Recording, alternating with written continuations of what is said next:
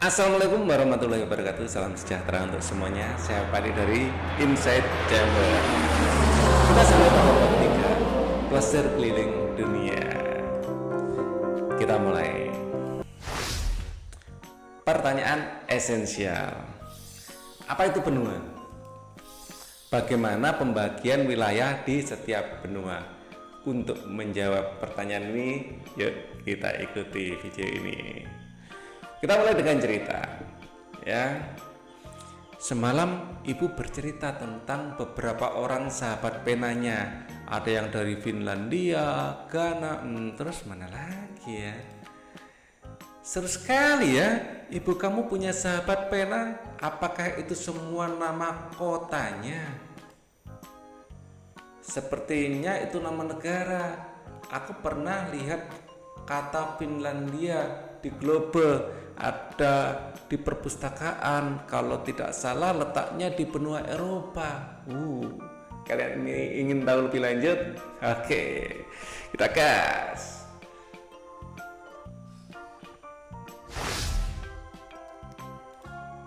Topik A, 6 benua di dunia.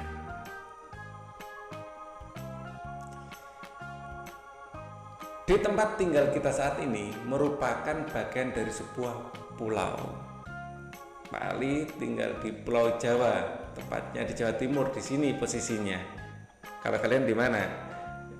Pulau merupakan bagian dari negara Indonesia, dan Indonesia merupakan salah satu negara di benua Asia. Jadi Pak Ali tinggal di sini merupakan bagian dari satu negara, ya.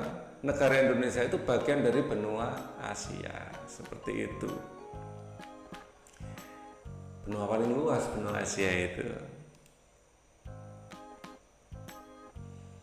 Tahu kalian bahwa bumi kita memiliki 6 benua? Ada 6. Apa itu benua? Dan ada negara apa saja di dalamnya? Yuk kita jelajahi bersama. 6 benua di dunia. Di dunia ini, ya, ada 6 benua. Yang pertama adalah benua Amerika. Kemudian yang kedua ada benua Afrika. Ya, 3 benua Eropa. Kemudian ada benua Asia, termasuk kita di benua Asia. Terus kemudian benua Australia. Ya, kita lanjutkan. Kosakata baru, geografis. Hal yang menyangkut ilmu tentang permukaan bumi, iklim, penduduk, ini geografis. Nanti kita akan ada mata pelajaran geografi. Nah, ilmu yang mempelajari tentang geografis adalah geografi. Kita lanjutkan ya. Kita geser dari benua Afrika ke sini, ini benua Asia. Benua paling luas, termasuk ada Indonesia di sini, ya, ada Mongolia, Kazakhstan, Rusia, ya. Nah, di sini ada Asia Timur seperti Jepang, South Korea, Asia Tenggara, Indonesia, Vietnam, Filipina, dan lain-lain. Nah, benua Asia merupakan benua terbesar di dunia, ya. Luas daratannya mencapai 30% luas daratan di seluruh dunia. Bila digabungkan luas daratan dan luas lautan Asia mencapai 8,7% luas dunia. Benua Asia dibagi menjadi beberapa bagian sesuai dengan arah mata angin, ya. Mata angin kan ada utara, selatan, barat, dan timur, ya kan? Setiap bagian pun memiliki ciri khas masing-masing, baik geografis maupun budaya masyarakatnya. Ya, kita ada Asia Utara, ya. Di situ ada Rusia. Nah, Rusia ini unik, ada sebagian di benua Asia, ada sebagian di benua Eropa. Ada Asia Tengah, ada Asia Timur, Cina dan Jepang, Korea itu Asia Timur. Terus Asia Tenggara, ya. Terus Asia Selatan, ya. Terus ini Asia Barat Daya. Nah. Oke, kita lanjutkan ya, luas banget ya ini benua Asia. Kosakata baru lagi, geografis. Tadi sudah ya kosakata barunya, kita lanjut aja. Ini benua Amerika. Nah, ini dari mulai kutub utara di sini ya. Nah, ini membentang sampai ke bawah terus sampai kutub selatan. Ini Antartika. Wilayah benua ini terbagi menjadi 3 bagian. Ya, kita masuk ke benua Amerika. Ya, benua Amerika dibagi 3, yaitu Amerika Utara yang warnanya merah ini, terus ada Amerika Tengah yang warnanya hijau, dan Amerika Selatan yang warnanya biru. Ya, oke, ini benua ini nyambung jadi satu gini ya, dari kutub utara sampai kutub selatan. Nah, ini benua yang nyambung dari utara sampai selatan, ini benua Amerika. Kita lanjutkan. Nama Amerika diambil dari nama orang Eropa, ya, orang Eropa pertama yang menjelajahinya, yaitu Amerigo Vespucci. Nah, ini orangnya. Nah, namanya dipakai sebagai nama benua karena orang Eropa pertama yang menjelajah. Penduduk aslinya ya bukan ini, ada penduduk asli di suku Indian, Aztec, Mayan, ya, itu suku-suku asli.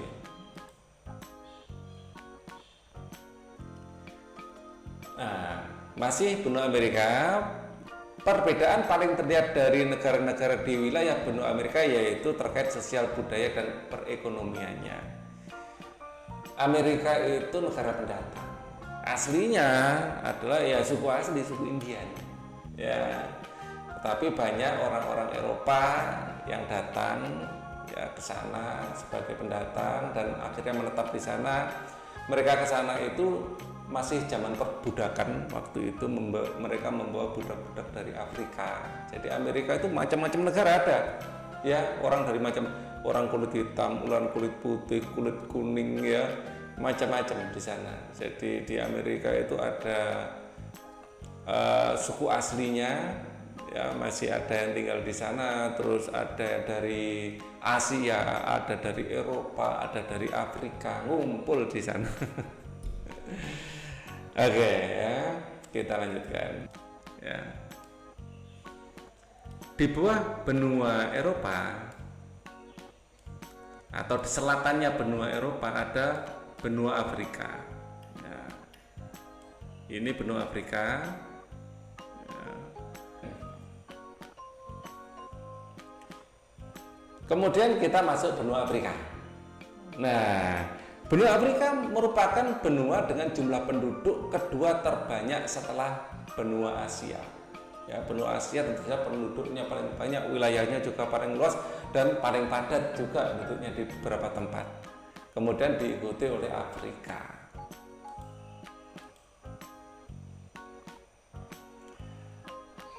Kemudian karakteristik geografis benua Afrika memiliki banyak gurun, ya, dan cenderung kering. Nah, Afrika itu gurun terbesar dan sungai terpanjang di dunia ada di benua ini. Ya, ada gurun Sahara di sana, gurun yang paling luas. Terus kemudian ada sungai Nil, sungai paling panjang. Oke, masih benua Afrika. Tahukah kalian apa namanya? Benua Afrika dibagi menjadi 5 wilayah. Nah, namanya apa saja, yaitu Afrika Utara. Yang warnanya biru ini Afrika Utara, yang paling utara. Ya. Kemudian yang hijau ini Afrika Barat, yang ungu ini Afrika Tengah, yang kuning Afrika Timur, dan yang merah ini Afrika Selatan. Nah, Seperti itu ya pembagian wilayahnya Afrika. Sekarang kita lanjutkan. Masih benua Afrika. Sebagian besar negara di benua Afrika merupakan negara miskin. Dan di benua ini banyak terjadi bencana kekeringan serta kelaparan. Ya. Banyak berita-berita memberitakan itu dari dulu. Ya. Daerahnya kering, banyak gurun. Kemudian setelah kita melihat benua yang sangat panas, sekarang yang sangat dingin, yaitu benua Antartika.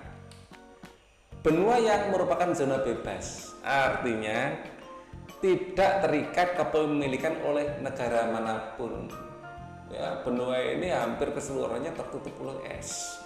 Ya, dingin sekali di sana. Kita nggak bisa secara alami hidup di sana.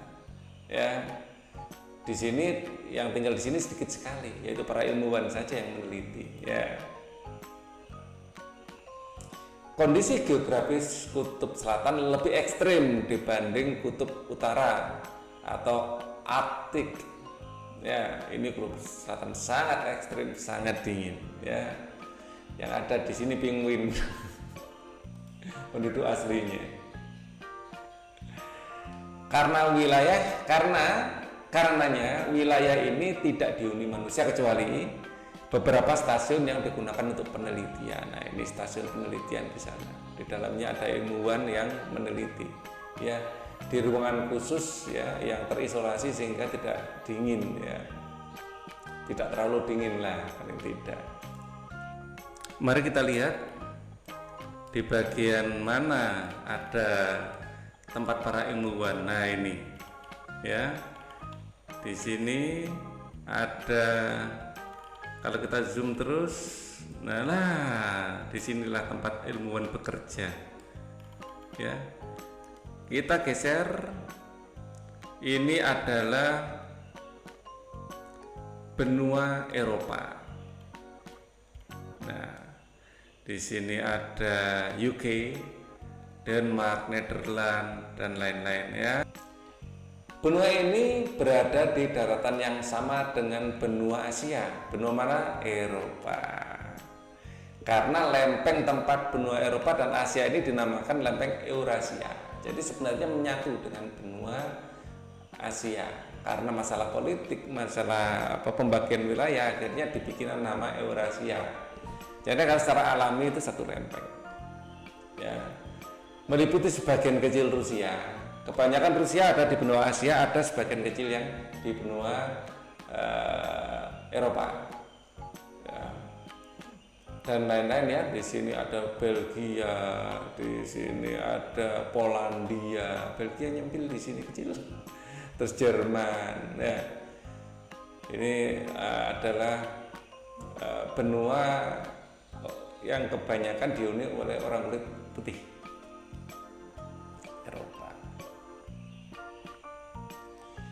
Benua Eropa terbagi menjadi 4 wilayah, yaitu Eropa Timur ya, atau Eastern Europe ya, yang di sini terdiri dari Rusia, ada Belarusia, ada Ukraina ya.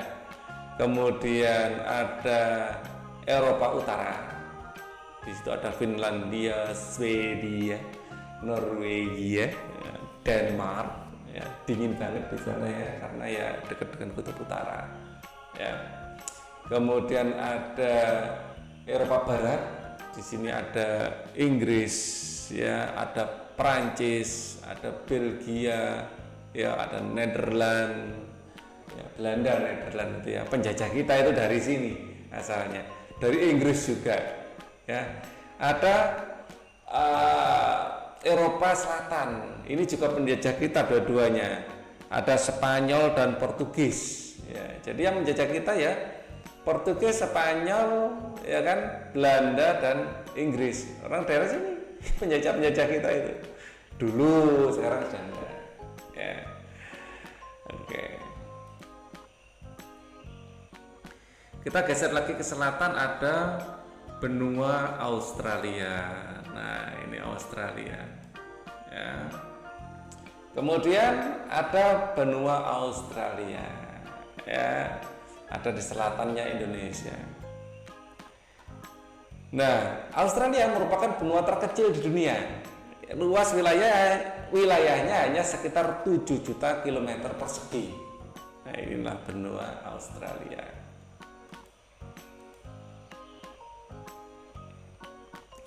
Pembagian wilayah di benua Australia dilakukan berdasarkan negara bagian, bukan pembagian per wilayah seperti keempat benua lainnya.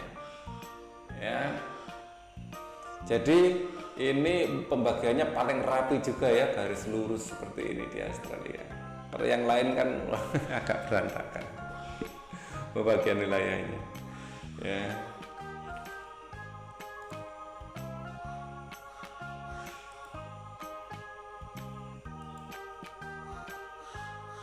Hal ini karena benua Australia merupakan satu negara, ya, persemakmuran yang memiliki 6 negara bagian dan 2 teritorial. Ya, ini satu negara, satu benua, satu negara ya Australia ini. Ya biasanya satu benua itu banyak sekali negara. Ya, inilah uniknya Australia. Benua Australia berbatasan langsung dengan Indonesia dan dipisahkan oleh Samudra India. Dekat sekali. Ya, jadi Australia dan Indonesia itu bisa melalui jalur laut ya, dekat.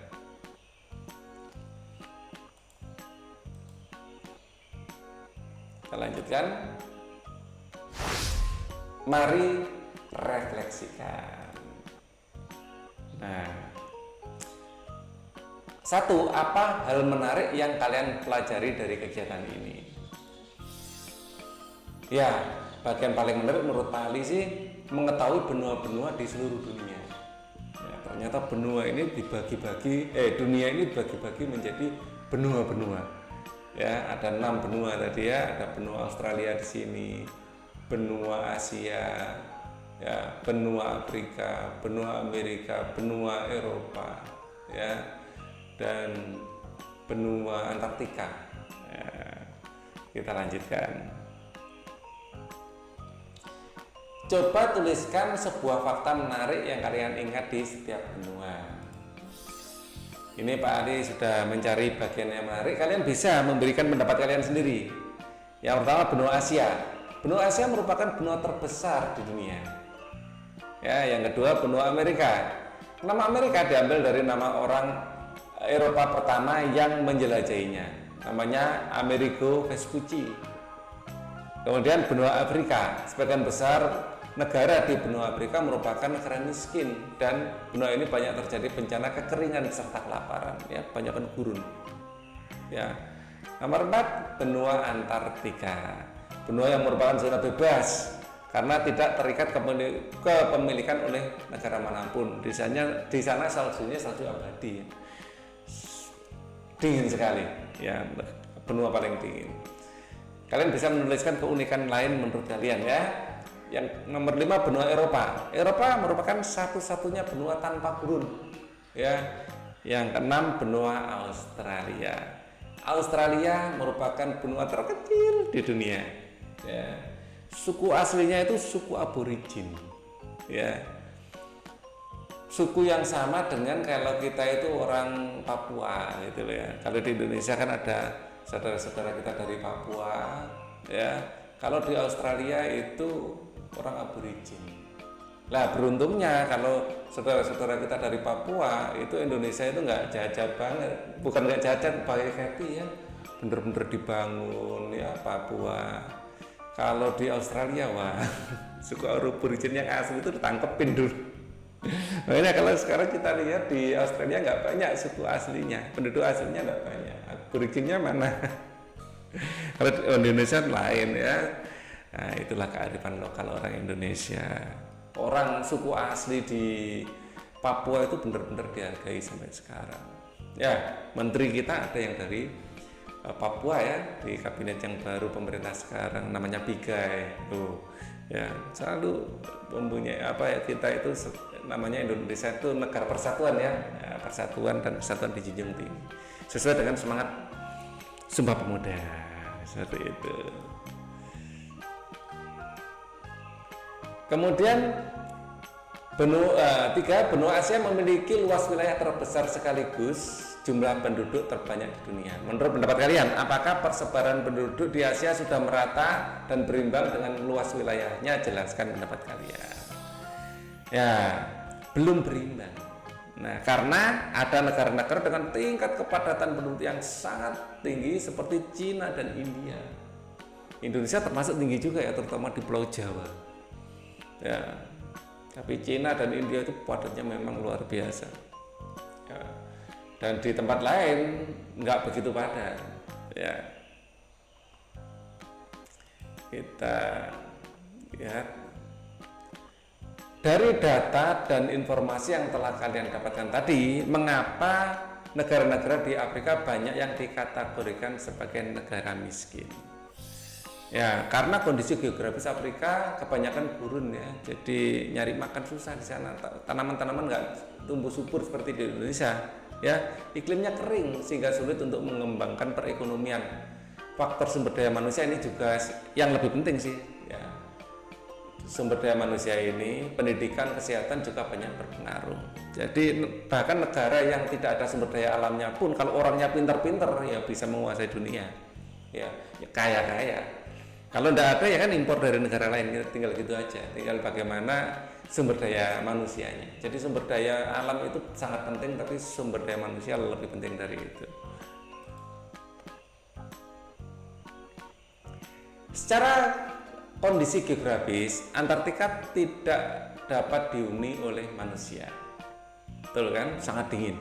Dengan perkembangan teknologi seperti saat ini, hal tersebut mungkin saja bisa diusahakan. Menurut kalian, apakah sebaiknya Antartika tetap bersih dari manusia atau sebaiknya dijadikan alternatif tempat tinggal? Jelaskan pendapat kalian. Ya, sebaiknya tidak. Ya, karena kutub merupakan penyeimbang bumi yang perlu dijaga kondisinya.